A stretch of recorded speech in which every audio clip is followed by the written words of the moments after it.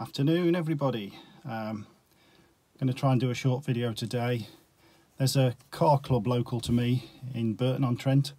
They put a Facebook post out a few days ago asking for anybody with old cars and classic cars if they wanted to meet up on a local car park, obviously keeping social distance. Someone known to someone in the group apparently has got terminal cancer and was lucky to make it to his 50th birthday, and I believe there's a party being held for him today and all the cars are going to drive past the front of his house. So we're going to join in that. I've no idea what's going other than Simon, local to me, who I fetched the Maestro for the other day, the green one, is going to follow me in his TR7. And then obviously there should be a few people there, but I don't know anybody from this club. I've only recently joined it and we haven't been anywhere yet with the lockdown and stuff. So we'll see what we can do, and this may make the light of day later. See you in a bit.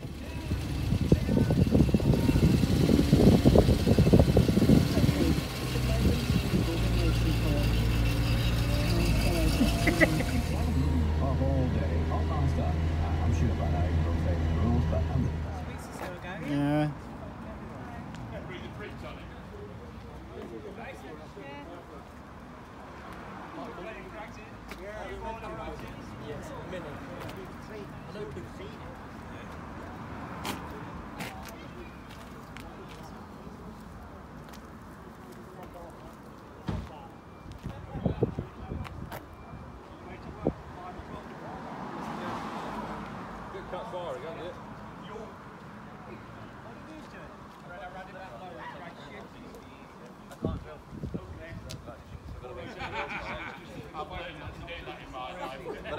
I need some of this special glue because it sticks out about that much.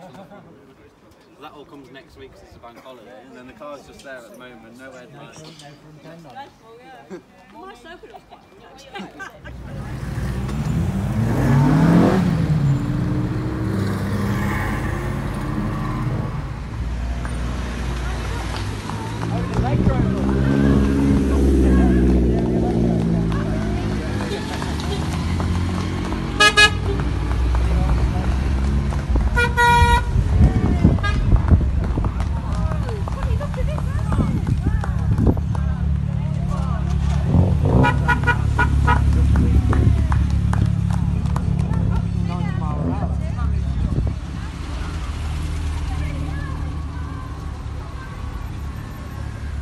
Oh look, we've seen that one. That one's nice, isn't it?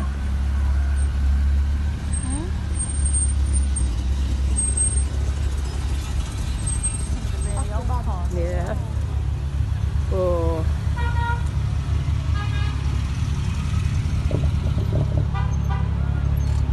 Oh yeah. Rev it, rev it.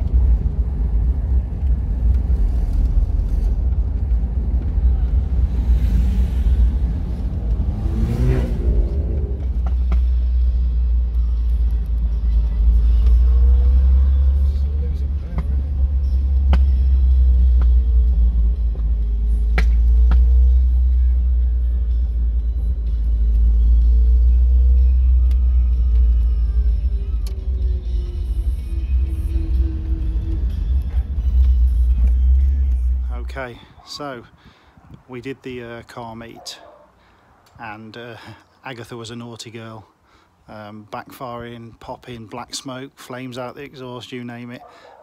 Even conked out at one time, but managed to get her going again and coax her home. I think when I bought the car off Chris, he told me that there was a problem with the float valve sticking, which, oh God, I'm way too close there, which might have been the issue here. It's definitely a fueling problem because it cleared within seconds and you couldn't tell there was anything wrong with it. Then it came back again. I'm hoping to get some footage from the TR7 behind that was filming it. But yeah, got it home. Once it cleared, you couldn't tell there was anything wrong with it. And another problem is when we got it parked on the flat, noticed that the suspension is sagging again, so Ian's back on his way out to have a look at that. So if you remember on the video the other day when I thought I'd got a water leak but it was green, it was obviously hydraulic fluid, because this is the passenger side this time, which is now dropped. It isn't completely on the floor like the first one, but it's obviously a lot lower. So Ian's coming out to have a look at that this afternoon. And this was the side that went last time, which still looks okay to me. Yeah, so I'm led to believe Simon, the guy I fetched the green Maestro for the other day, was in the black TR7 following me. I'm led to believe in this chamber here is a little float and a needle, a brass needle. When I got the car off Chris, he did tell me something about a brass thing that was sticking and caused problems, but I wasn't really paying attention. I just wanted to get the car home. It certainly seems like that could be the problem. I've texted him to ask him if he can remember what he told me. It can be as simple as that, can't it? Yeah.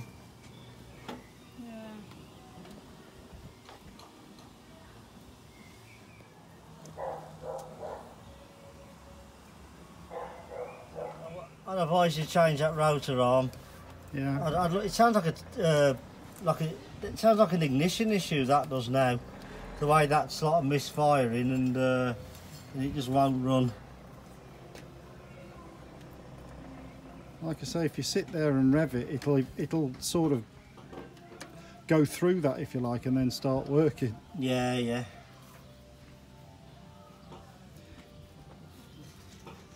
But if the coil breaks down, it usually gets red hot, doesn't it? It can do, yeah. It is getting warm, to be fair, though. That's another thing.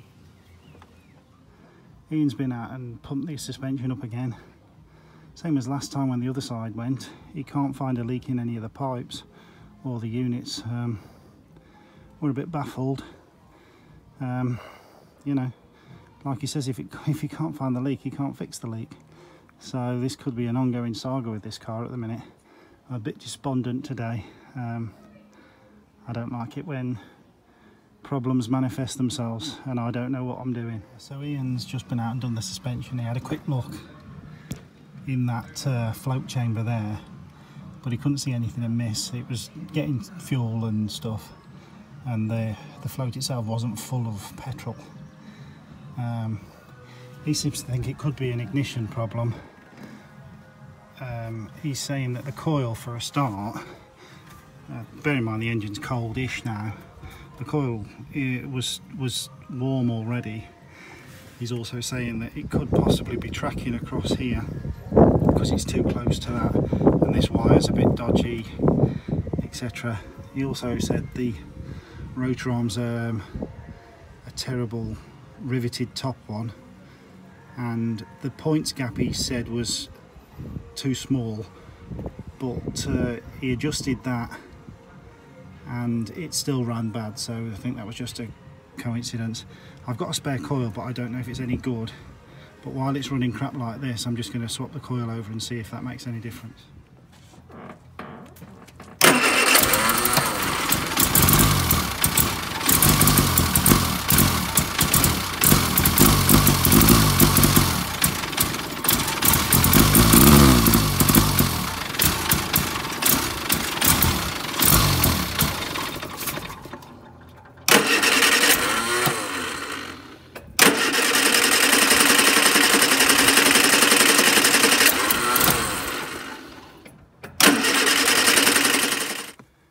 I'm going to crank it over now, and you'll see that in order to even try and get it ticking over, I've got my foot hard to the floor sometimes.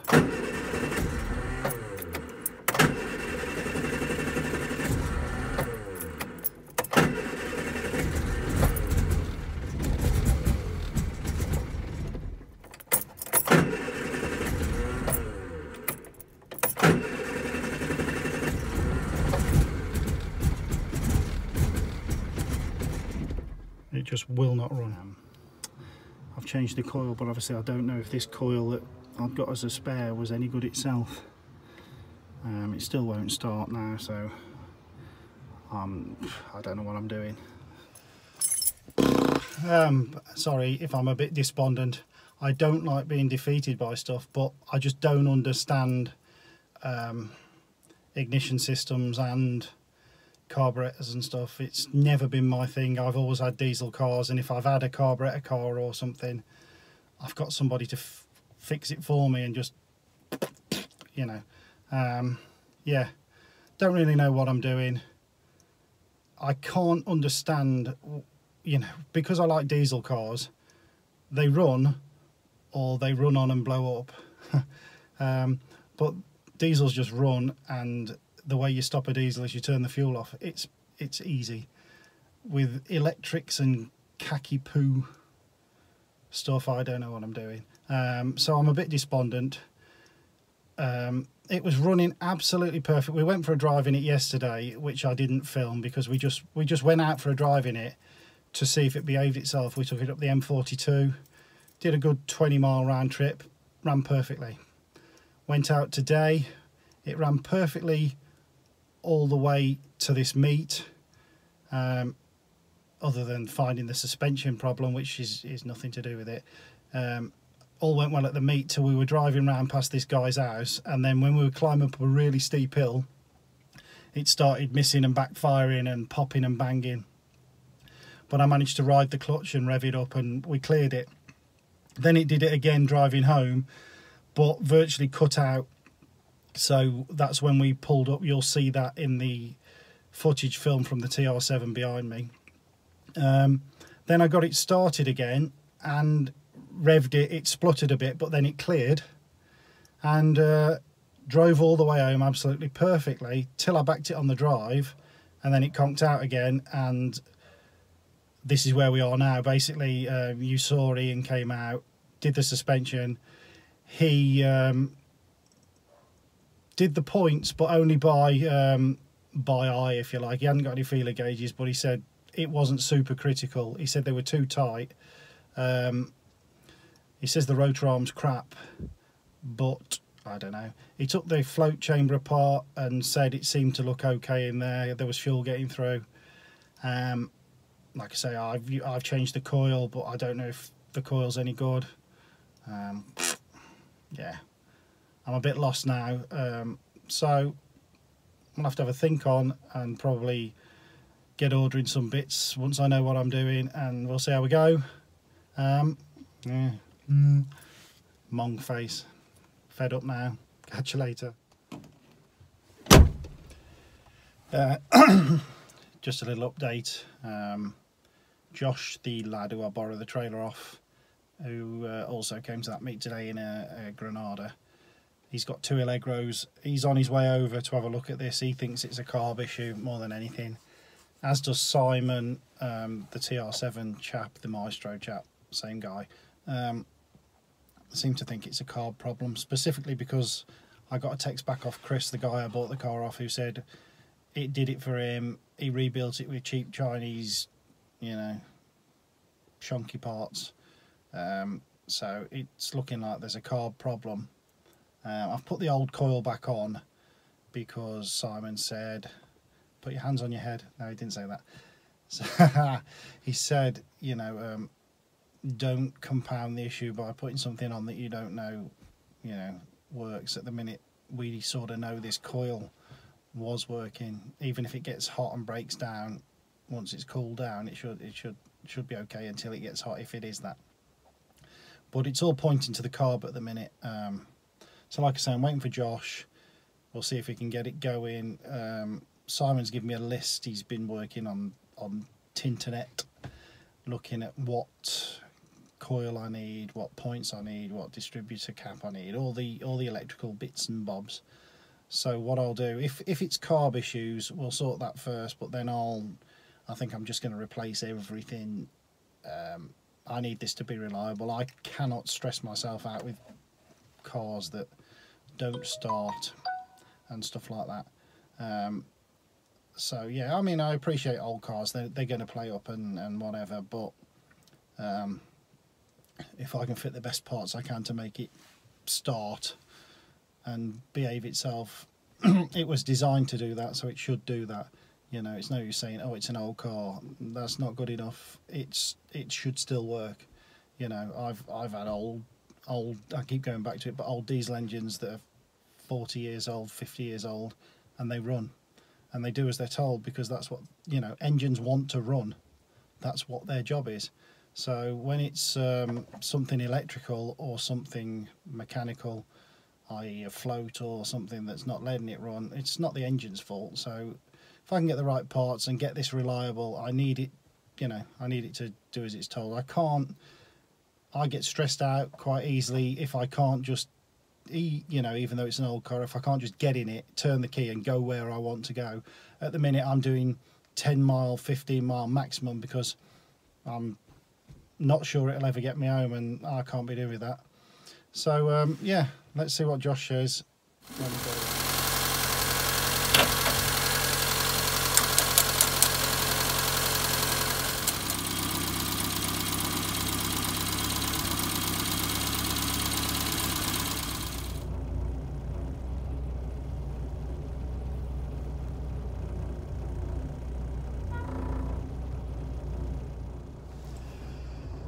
Okay, didn't do much filming. Josh has got it running.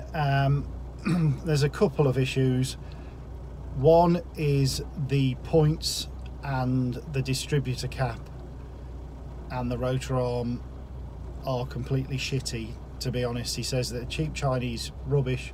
There's barely a spark from the points, and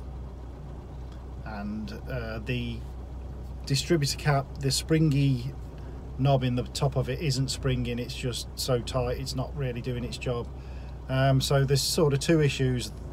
The spark inside isn't helping, and then he took the top off the carburettor, don't know what it's called, the dome shaped thing with the screw nut on top, technical term, took that off. The inside of the carburettor is just absolutely full of crap. Clearly that's a lot of the problem. He says he's got a mate who will strip the carb down and clean it all out, etc, etc. What he's done now is adjusted the mixture up and made it run a bit rich, just to get it running in effect. But it's running again lovely now, no problems at all. But yeah, so new distributor cap, new points, new condenser, new rotor arm, as a matter of course, just to give the spark the best job it can do, and yeah, get this carb stripped and cleaned, and we should have a good one.